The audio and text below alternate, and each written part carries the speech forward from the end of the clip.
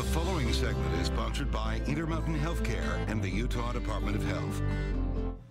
Baby Your Baby today is about COVID and kids. We have Dr. Neil Davis. He's a pediatrician and medical director of pediatric community-based care for Intermountain Healthcare. That's a big job. And you have some advice for parents. And if their kids might have symptoms of COVID, what do they do first? Yeah, I think it's always a very reasonable thing to check in with your child's medical office. Often even just with a phone call is a good way to start. It is still true that for most kids that get COVID, the symptoms are more mild than they are for older at-risk populations. Having said that, there are some kids that are getting sicker and are in the hospital. And so knowing what to watch for can also be helpful. Well, and to know that they have COVID and that they could be contagious.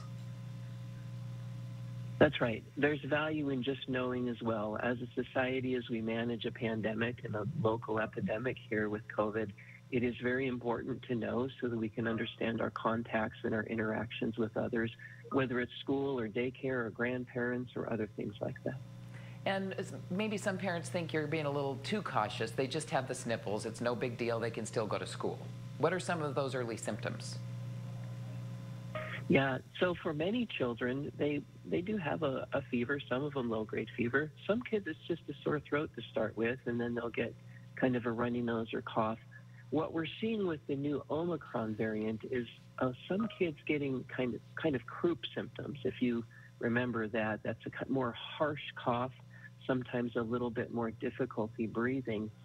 And I think this is a key message. If at any point in time a child starts to struggle in their chest to breathe, that's definitely a time to check in with the medical provider and be evaluated. Right.